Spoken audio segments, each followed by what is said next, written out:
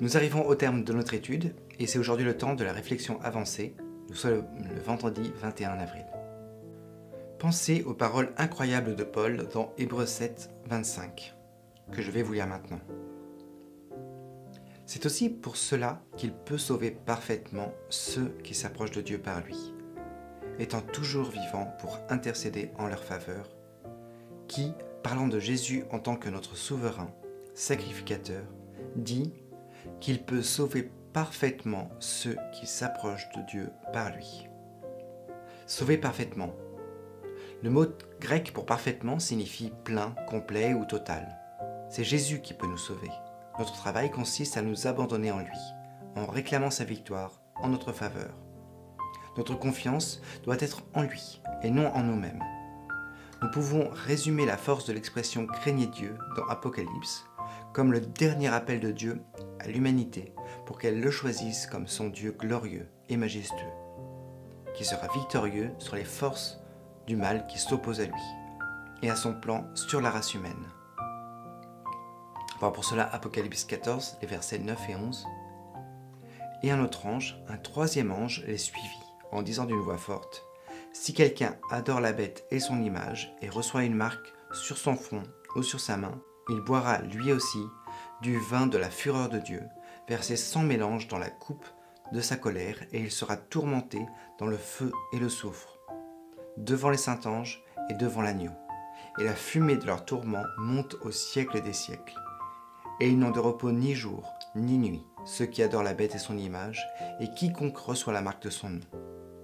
Cette crainte ne se manifeste pas, du moins pas pour le moment, par la terreur et le tremblement, mais par une soumission joyeuse et d'amour à la loi de Dieu et à son adoration exclusive.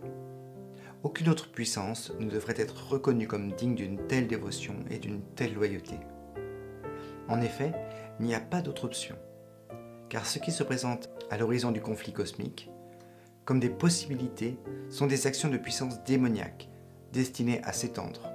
La crainte du Seigneur est donc une invitation divine, positive, à prendre le parti de Dieu dans le conflit cosmique, afin de se tenir devant sa très glorieuse présence, remplie de joie dans la communion éternelle avec lui.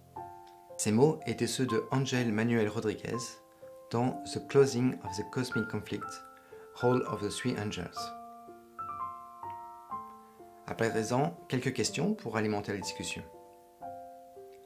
Pensez à l'incroyable puissance de Dieu, celui qui a créé, qui soutient le cosmos tout entier.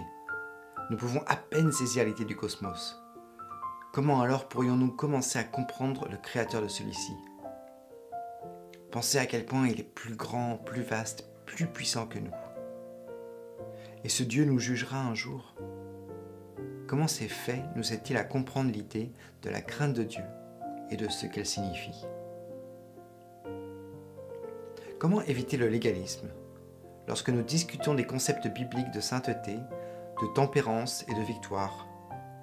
Pourquoi devons-nous toujours comprendre que la victoire de Christ est en notre faveur, à la croix, qui seul reste le fondement de notre espérance, du salut indépendamment de nos victoires, ou même de nos échecs, ici et maintenant? Pourquoi, malgré toutes les promesses de victoire sur le péché, nous trouvons-nous souvent en train d'échouer et ne pas vivre à la hauteur de la norme de justice que Jésus lui-même a montrée pour nous et qu'il nous promet de faire nôtre également? Quelles erreurs commettons-nous en ne permettant pas à Dieu d'accomplir en nous l'œuvre qu'il a permise?